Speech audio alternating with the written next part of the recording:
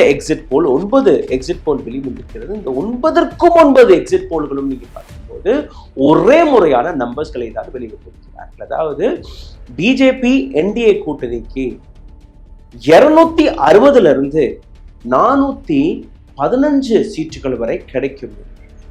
2014 ஆண்டு, 2019 ஆண்டு, 2024 இந்த 10 ஆண்டுகளில் எந்த விதமான கேள்விகள் இந்த நாட்டு மக்கள் கேட்டிருப்பார்கள், எந்த விதமான கேள்விகளை இந்த நாட்டு மீடியா ஹவுசஸ்கள் கேட்டிருக்க வேண்டுமோ எதையுமே கேட்காமல் 10 ஆண்டுகளுக்கு பின்பு பிரைம் மினிஸ்டர் மோடி மேடை ஏறி பேசிய விஷயம் ஹிந்து முஸ்லிம் மட்டன் மங்கள் சூர். ஏன் இந்த எக்ஸிட் போலின் மீது இவ்வளோ பெரிய டிபேட் நடக்க தொடங்கி? உண்மையிலேயே இந்த எக்ஸிட் போல் நடத்தினார்களா அல்ல ஏதோ ஒரு அமைப்பு இந்த நியூஸ் சேனல்களுக்கு ஒரு நம்பர் எழுதி கொடுத்து விட்டார்கள், இந்த நம்பரை நீங்க வாசிங்கள், அடுத்த 2-3 நாட்கள் வரை மக்கள் என்டர்டெயின் ஆக வேண்டும், அல்ல உண்மையிலேயே ஏதோ ஒரு சதி நடந்திருக்கிறது. 7வது கட்ட 57 சீட்டுகளுக்கான முடிவு வருவதற்கு முன்பே எப்படி எக்ஸிட் போல் வெளியாகும், எப்படி எக்ஸிட் போல் இந்த அளவில் ஒரு பக்கமாக திரும்பியது என்கிற இந்த கேள்விக்கான விடயம் இதுவரை யாருக்கும் இருக்கிறது. Karim's Biryani Paradise at Liberty and Catering Services, கோடம்பாக்கத்தின் அறுசுவை அடையாளம்.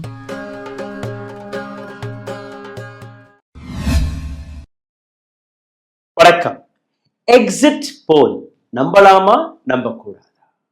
இந்த கேள்வியை பல்வேறு நபர்கள் கேட்டுக்கொண்டிருக்கிறார்கள். இதற்கான பல்வேறு காரணங்கள் இருக்கிறது. நிச்சயமாக பிஜேபி இந்த முறை ஆட்சியை பிடிக்கும் என்பதில் சந்தேகம் கிடையாது.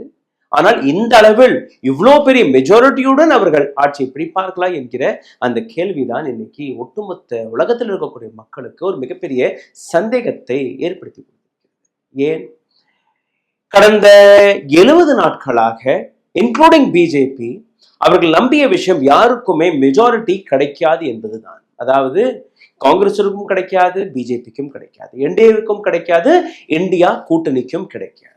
இந்தியா கூட்டணிக்கு ஒரு 200 இருந்து 230, பிஜேபி என்டிஏ கூட்டணிக்கு 230 இருந்து 260 அவர்கள் முடங்கி விடுவார்கள் என்கிற இந்த கணக்கை தான் அனைத்து நபர்களுமே எடுத்து காட்டி வந்தார்கள். ஒரு வாரத்திற்கு பின்பு பிரசாந்த் கிஷோர் அவர்கள் இந்த முறையும் பிஜேபி தான் வரும் என்கிற ஒரு ப்ரொபகண்டாவை பரப்பினார். அதை தொடர்ந்து நீங்க பார்த்தீர்கள்னா வெளிவந்த எக்ஸிட் போல் 9 எக்ஸிட் போல் வெளிவந்திருக்கிறது. இந்த 9 எக்ஸிட் போல்களும் நீங்க பார்க்கும்போது ஒரே முறையான நம்பர்ஸ்களை தான் வெளிவிட்டிருக்கிறார்கள். அதாவது பிஜேபி என்டிஏ கூட்டணிக்கு 260 இருந்து 415 சீட்டுகள் வரை கிடைக்கும் என்று 2014 ஆண்டு, 2019 ஆண்டு, 2024 இந்த 10 ஆண்டுகளில் எந்த விதமான கேள்விகள் இந்த நாட்டு மக்கள் கேட்டிருப்பார்கள், எந்த விதமான கேள்விகளை இந்த நாட்டு மீடியா ஹவுசஸ்கள் கேட்டிருக்க வேண்டுமோ எதையுமே கேட்காமல் 10 ஆண்டுகளுக்கு பின்பு பிரைம் மினிஸ்டர் மோடி மேடை ஏறி பேசிய விஷயம் ஹிந்து முஸ்லிம் மட்டன் மங்கள் சூர். இது போன்ற விஷயங்களை வைத்து இந்த தேர்தலை அவர் வெற்றி பெற்று விட்டாரா என்று நீங்க கேட்டீர்கள்னா இதற்கான பல்வேறு கேள்விகள் இன்னைக்கு இந்த பதிவில் நீங்க கேட்க போறீர்கள், பார்க்க போறீர்கள். ஏன் இந்த எக்ஸிட் போலின் மீது இவ்வளோ பெரிய டிபேட் நடக்க தொடங்கிவிட்டது? உண்மையிலேயே இந்த எக்ஸிட் போல் நடத்தினார்களா அல்ல ஏதோ ஒரு அமைப்பு இந்த நியூஸ் சேனல்களுக்கு ஒரு நம்பர் எழுதி கொடுத்து விட்டார்கள், இந்த நம்பரை நீங்க வாசிங்கள், அடுத்த 2-3 நாட்கள் வரை மக்கள் என்டர்டெயின் ஆக வேண்டும் என்று, அல்ல உண்மையிலேயே ஏதோ ஒரு சதி நடந்திருக்கிறது. ஒவ்வொன்றாக நான் உங்களுக்கு எடுத்துக்காட்ட போகிறேன். எக்ஸிட் போலை கண்மூடித்தனமாக நீங்க நம்பக்கூடாது. இதற்கான பல்வேறு காரணங்களும் இருக்கிறது. 2004 ஆண்டு எப்படி வாஜ்பாய் அவர்கள் மீது இந்தியா ஷைனிங் என்கிற ஒரு மிகப்பெரிய ப்ரொபகண்டா, ஒரு மிகப்பெரிய ஸ்லோகன் நடக்கும் போது வாஜ்பாய் தான் அடுத்த முறையும் பிரைம் மினிஸ்டராக வரப்போறார் என்று பார்க்கும்போது ஒரு படுதோல்வி அடைந்தார். எமர்ஜென்சியை நீக்கிவிடுங்கள் இந்திரா காந்தி அவரிடம் கூறிய போது, எமர்ஜென்சியை நீக்கிவிடுங்கள் நீங்கள் தான் பிரைம் மினிஸ்டர் என்று கூறும் போது அவரையும் வெளியேற்றிவிட்டது நாட்டு அரசாங்கம். பட் இந்த முறை தேர்தல் ஆணையம் அந்த அளவில் ஸ்ட்ராங்காக இருக்கிறதா என்று நீங்க பார்த்தீர்களா? நிச்சயமாக கிடையாது. கடந்த 70 ஆண்டுகளாக எந்த அளவில் பிரைம் மினிஸ்டர் மோடி மற்றும் அவருடைய டீம் இந்த நாட்டில் இருக்கக்கூடிய தேர்தல் ஆணையத்தை அல்ல தேர்தல் ப்ராசஸை முறையை எப்படி களங்கப்படுத்தினார்கள், எப்படி நசுக்கினார்கள் என்று ஒட்டுமொத்த உலகத்திற்கு தெரியும், இந்தியர்களுக்கு தெரியும். எந்த விதமான ஆக்ஷனும் தேர்தல் ஆணையம் எடுக்காததற்கான காரணம் 11 நாட்கள் பிடித்தது அந்த முதல் கட்ட வோட்டர்ஸ் டர்ன் அவுட் டேட்டாவை வெளியிடுவதற்காக. 4 கட்ட தேர்தலில் மட்டுமே நீங்க பார்த்தீர்கள்னா 1,08,00,000 ஓட்டு வித்தியாசமாக இருந்தது. அதாவது வோட்டர்ஸ் டர்ன் அவுட் டேட்டாவிற்கும் தேர்தல் ஆணையம் வெளியிட்ட டேட்டாவிற்கும் தமிழ்நாட்டில் மட்டும் கிட்டத்தட்ட 4,50,000 லட்சம் ஓட்டுகள் வித்தியாசமாக இருந்தது. அதற்கான ஒரு தனி வீடியோவை நாங்கள் போட்டிருக்கிறோம். தயவு செய்து அதை போய் பாருங்கள். நான் டிஸ்கிரிப்ஷனில் அதற்கான லிங்கை கொடுத்து விடுவேன். இன்னைக்கு நாம் பார்க்க வேண்டிய பல்வேறு விஷயங்கள் நீங்க கவனமாக பார்க்க வேண்டும். இந்த வீடியோக்குள் போவதற்கு முன்பு ஒரு சின்ன ரெக்வெஸ்ட். எங்களுடைய சேனலை தொடர்ந்து இந்த நாட்டு அரசாங்கம் முடக்கி வருகிறது. பொருளாதார ரீதியாக, வியூஸ் ரீதியாக. எங்களுடைய சேனலில் கிட்டத்தட்ட ஒரு 5,50,000 லட்சம் மக்கள் சப்ஸ்கிரைபர்ஸ் இருந்தால் கூட எங்களுடைய வியூஸ்களை பார்த்தீர்கள்னா 1000, 2000, 10,000, 15,000 இதை தாண்டுவதில்லை. ஏதோ ஒரு விதத்தில் எங்களுடைய வீடியோக்கள், எங்களுடைய கேள்விகள் மக்களிடம் போய் சேரக்கூடாது என்கிற அக்கறையுடன் ஒரு சில அமைப்புகள் வேலை பார்த்து வருகிறது. இந்த வீடியோவை தயவு செய்து பகிருங்கள், லைக் போடுங்கள், கீழே கமெண்ட் முக்கியமாக நீங்க எழுதுங்கள். இதனால் இந்த யூடியூபோடைய அல்காரிதம் உடைக்கப்படும், எங்களுடைய வீடியோவும் பல்வேறு நபர்களிடம் போய் சேரும். இதை தாண்டி எங்களுடைய சேனலை சப்போர்ட் செய்ய நினைக்கக்கூடிய நபர்கள் கீழே எழுதியிருக்கக்கூடிய யூபிஐ ஐடியிலும் உங்களுடைய ஆதரவை தெரிவிக்கலாம். இன்ஃப்ளேஷன், அன்எம்ப்ளாய்மெண்ட், இது போன்ற வார்த்தைகளை நீங்க தொடர்ந்து கேட்டுக்கொண்டிருப்பீர்கள். ஆனால் எக்ஸிட் போல் வெளிவந்த அந்த நம்பரை நீங்க பாருங்கள். இந்தியா அலையன்ஸ் வெளிவிட்ட நம்பர் எங்களுக்கு 295 சீட்டுகள் கிடைக்கும் என்று கூறியிருக்கிறார்கள். ஆனால் அதே நேரத்தில் அமித்ஷா, மோடி அவர்களை பார்த்தீர்கள்னா இந்த முறை 300 சீட்டு, 400 சீட்டை நாங்கள் தாண்டுவோம் என்று கூறியிருக்கிறார்கள். வெளிவந்த இந்த 9 எக்ஸிட் போலுடைய டேட்டாவை ஒரு முறை பாருங்கள். दैनिक भास्कर வெளிவிட்ட இந்த டேட்டாவை பாருங்கள். 281 இருந்து 350 என்டிஏவிற்கு கொடுத்திருக்கிறார்கள். இந்தியா அலையன்ஸிற்கு 145 இருந்து 201, அதர்ஸிற்கு மற்ற நபர்களுக்கு 33 இருந்து 49. இந்தியா நியூஸை பொறுத்தவரையில் 371 சீட்டுகள் என்டிஏவிற்கு, இந்தியா அலையன்ஸிற்கு 125, மற்றவர்களுக்கு 47. நியூஸ் நேஷன் 342 இருந்து 378. இந்தியா கூட்டணிக்கு 153 இருந்து 169, மற்றவர்களுக்கு 21, 23. ரிப்பப்ளிக் பாரத் 353 இருந்து 368, இந்தியா கூட்டணிக்கு 118, 133. Republic TV, P MARQ, Republic டிவியே 2 விதமான எக்ஸிட் போல் எடுத்திருக்கிறார்கள். 359 என்டிஏவிற்கு, இந்தியா கூட்டணிக்கு 154. சி ஓட்டர்ஸை பொறுத்தவரையில் 353 இருந்து 383 என்டிஏ கூட்டணிக்கும், 152 இருந்து 182 இந்தியா கூட்டணிக்கும். டுடேஸ் சாணக்யா 400 நம்பரை கொடுத்திருக்கிறது என்டிஏவிற்கு, இந்தியா கூட்டணிக்கு 107. இந்த அனைத்திலுமே நீங்க பார்த்தீர்கள்னா ஒரே ஒரு எக்ஸிட் போல் மட்டும், அக்னி நியூஸ் சர்வீசஸ், இவர்கள் மட்டும் தான் நாங்க ஏற்கனவே கூறிய அந்த டேட்டாவை வெளியே காட்டியிருக்கிறார்கள். அதாவது என்டிஏவிற்கு 242, இந்தியா கூட்டணிக்கு 264. இதில் எந்த எக்ஸிட் போல் சரியாக இருக்கும் என்று நீங்க பார்க்கும்போது, இந்த ஒட்டுமொத்த எக்ஸிட் போல் எடுத்துக்காட்டக்கூடிய விஷயம், போன முறை 2019ஆம் ஆண்டு பிஜேபிக்கு கிடைத்தது 303, இந்த முறை குறைஞ்சபட்சம் 350 கிடைக்கும் என்று கூறி. அப்போ ஆன்டி இன்கம்பன்சி அல்ல, மற்ற கேள்விகள், விவசாயிகளுடைய பிரச்சனை, பெண்களுடைய பிரச்சனை, இந்த நாட்டில் இருக்கக்கூடிய இளைஞர்களுடைய வேலை வாய்ப்பு, இது போன்ற கேள்விகள் என்ன ஆனது என்று யாருக்குமே புரியவில்லை. பாஸ் ஆனது என்னவோ மட்டன், முகல், மங்கள் சூத்ரா, இது போன்ற விஷயங்கள் மட்டும்தான். ஆக்சஸ் மை இந்தியா, இதை நீங்க நம்பலாமா? ஏன்னா அவர்கள் கூறும்படி நீங்க பார்த்தீர்கள்னா 2013ஆம் ஆண்டுல இருந்து தான் அவர்கள் இந்த எக்ஸிட் போல் விஷயங்களில் வேலை பார்த்து வருகிறார்கள். 94% அக்யூரசி இருப்பதாக அவர்கள் கிளைம் செய்கிறார்கள். அப்போ இதை எடுத்துக்கொள்ளலாம். ஆக்சஸ் மை இந்தியாவுடைய கிட்டத்தட்ட ஒரு 69 தேர்தல்களை சந்தித்திருக்கிறார்கள். அதில் 64 தேர்தலுக்கான அக்யூரசி ரேட் ரொம்பவே சரியாக இருப்பதாக அவர்கள் கூறுகிறார்கள். அதை பார்க்கலாம். ஹரியானாவை எடுத்துக்கொள்ளுங்கள். ஹரியானாவை பொறுத்தவரையில் ஃபார்மர்ஸ் ப்ரொடெஸ்ட் இருந்தது. அங்க பிஜேபியினர்களை கிராமங்களுக்குள் இறங்கக்கூட விடவில்லை, எந்த விதமான பிரச்சாரத்தையும் நடத்த விடவில்லை. அந்த இடத்தில் நீங்க பார்த்தீர்கள்னா என்டிஏவிற்கு 6 இருந்து 8 சீட்டுகள் கிடைப்பதாக கூறியிருக்கிறது ஆக்சஸ் மை இந்தியா. இந்தியா கூட்டணிக்கு 2 அல்ல 4. அப்போ விவசாயிகளுடைய பிரச்சனை எதுவுமே கிடையாது.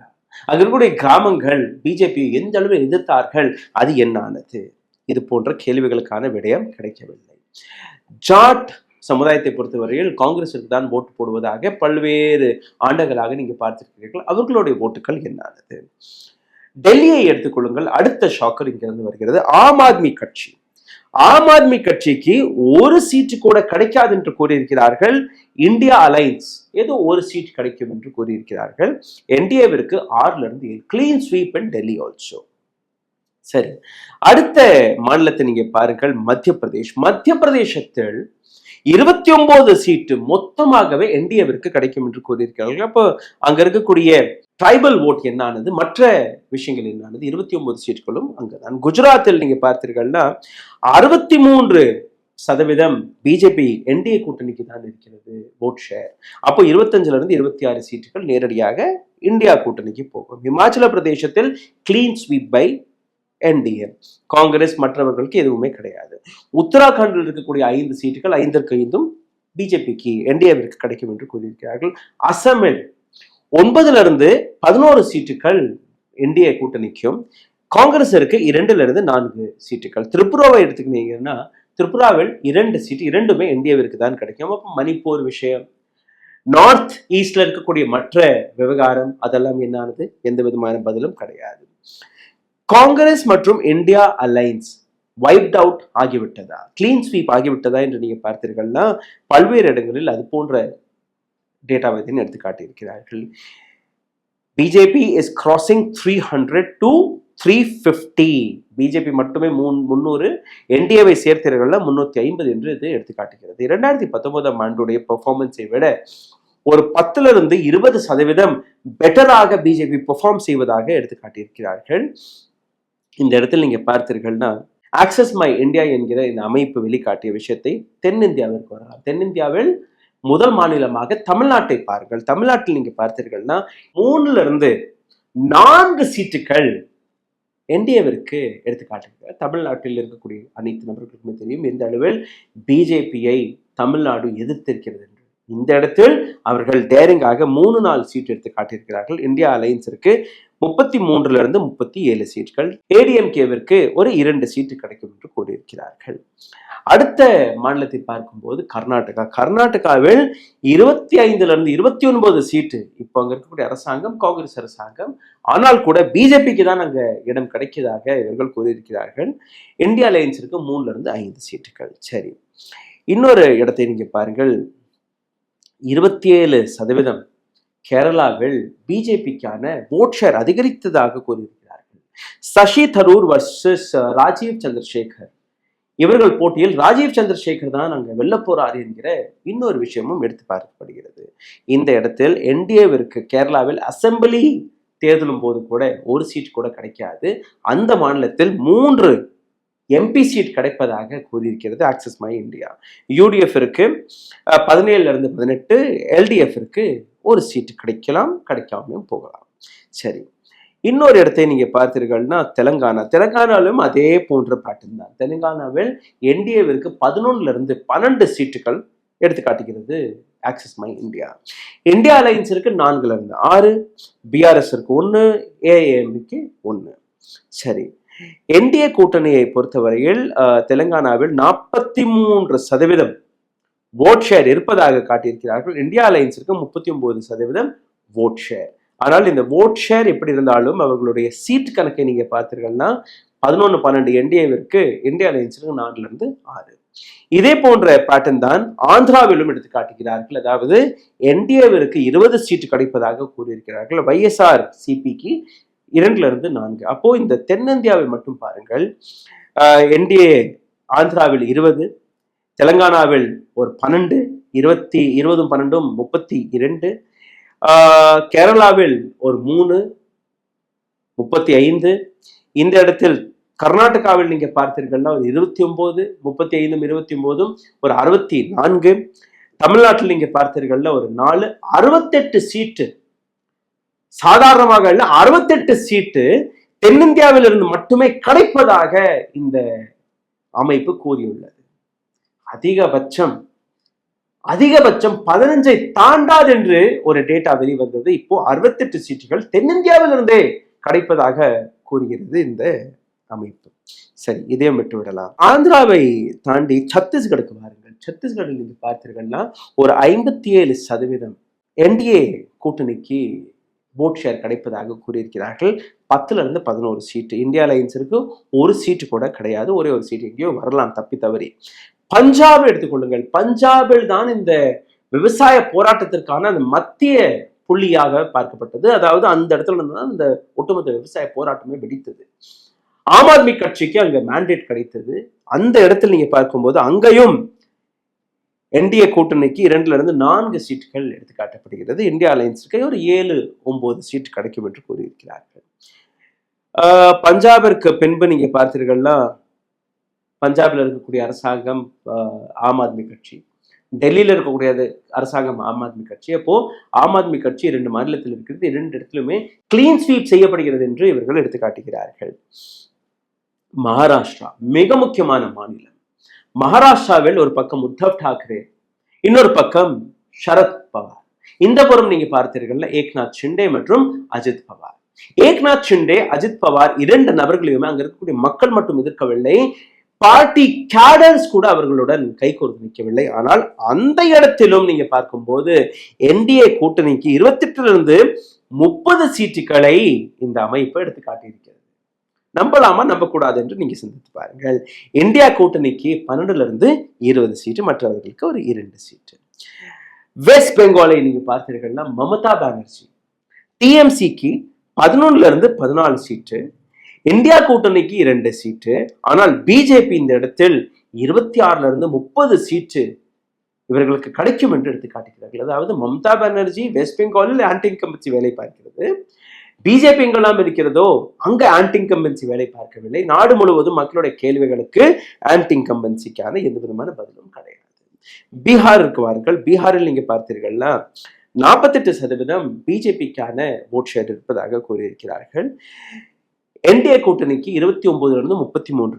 நிதிஷ்குமார், எந்த அளவில் நிதிஷ்குமாருக்கு எதிராக அங்க இருக்கக்கூடிய மக்கள் இருக்கிறார்கள், பிஜேபிக்கு எதிராக அங்க இருக்கக்கூடிய மக்கள் இருக்கிறார்கள் என்று பல்வேறு ரிப்போர்ட்ஸ்களை நீங்க பார்த்தீர்கள். ஆனால் இந்த இடத்தில் என்டிஏ கூட்டணிக்கு தான் இந்த மேண்டேட் கிடைப்பதாக இந்த அமைப்பு எடுத்து காட்டுகிறது. இந்தியா கூட்டணிக்கு 7 to 10.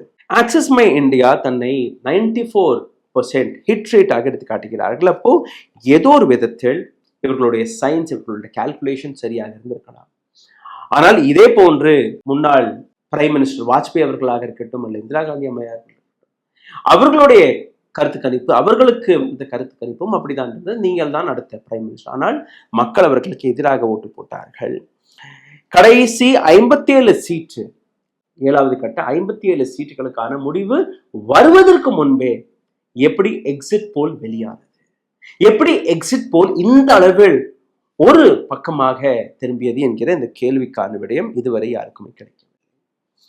லாலு பிரசாத் யாதவ் பீகார் அசெம்பிளி எடுத்துக்கொள்ளுங்கள். 2015 இதே போன்ற எக்ஸிட் போல் வந்தது. அதாவது பிஜேபி தான் வெல்லப்போவதாக கூறியிருந்தார்கள். ஆனால் ஆர்ஜேடி, ஜேடியு மற்றும் காங்கிரஸோடைய கூட்டணி எந்த அளவில் ஒரு மிகப்பெரிய வெற்றி எடுத்து காட்டியது என்று உங்களுக்கு ஞாபகத்தில் இருக்கும்.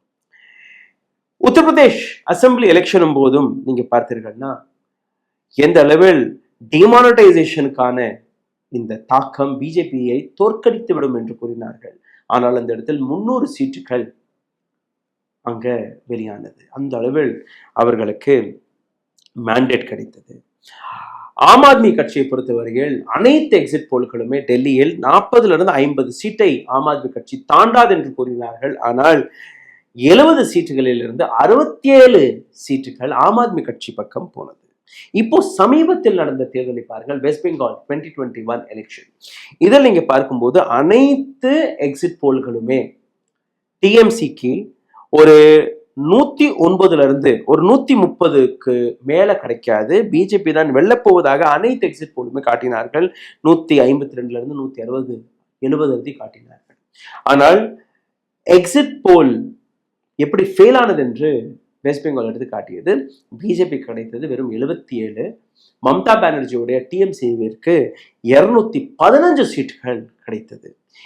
இப்போ எக்ஸிட் போலை எப்படி பார்க்க முடியும்? நாளைக்கு 4ஆம் தேதி ஒரிஜினல் ரிப்போர்ட் வெளிவந்துவிடும். எக்ஸிட் போலிற்கான ஒரிஜினல் விளக்கம் வெளிவந்து பிஜேபி மீண்டும் ஒரு முறை ஆட்சி பிடிப்பதாக பல்வேறு நபர்கள் கூறுகிறார்கள். பிடிக்கலாம், நிச்சயமாக பிடிக்கலாம். ஆனால் இந்த நம்பர் எப்படி வந்தது என்கிற இந்த கேள்விக்கான பதில் இன்னும் கிடைக்கவில்லை. 350 நம்பர் என்பது ஒரு மிகப்பெரிய success story. Prime minister Modi அவர் செய்த விஷயங்கள் எடுத்து காட்டினாரா? அவருடைய டெவலப்மெண்ட் மாடலை பத்தி பேசினாரா? அல்ல இந்த நாட்டில் ஹிந்து, முஸ்லிம், சீக், இசா இந்த நாட்டில் இருக்கக்கூடிய அந்த கான்ஸ்டிடியூஷனை பத்தி பேசினாரா? டெமோக்ரஸி பத்தி பேசினாரா? ஒரு கம்யூனல் ஆங்கிள் வெற்றி பெற்றதாக இந்த தேர்தல் முடிவுகள் அப்படி இப்படியே வந்து விட்டால் அதை நம்பலாம். இந்த நாட்டில் ஹிந்துத்துவவாதிகள் தான், இந்த நாட்டில் மட்டன், மங்கள் சூத்திர, முகல் போன்ற விஷயங்கள் தான் தேர்தல் பிரச்சாரங்களில் வேலை பார்க்கிறதாக அதை நீங்க நம்பலாம். அப்படி இந்த ரிசல்ட் தவறாக மாறிவிட்டால் ஒட்டுமொத்த எக்ஸிட் போல் ஒரு மிகப்பெரிய பிளண்டராக வெளிவந்ததாக நாம நம்பலாம். இந்த வீடியோவை தயவு செய்து பகிருங்கள். நன்றி, வணக்கம். ஊடகம் கார்ப்பரேட் அரசியல்வாதிகளின் கைப்பாவையாக அடிமைகளாக இருந்தது போதும். இனி சாட்டை எடுத்து சுழற்றும் நேரம் வந்துவிட்டது. ஊடகம் பொதுமக்களாகிய உங்களுக்காக, உங்களாலேயே இயக்கப்பட வேண்டும். ஊடக சுதந்திரத்திற்காக உங்களின் பங்களிப்பை இன்றே அளித்திடுங்கள்.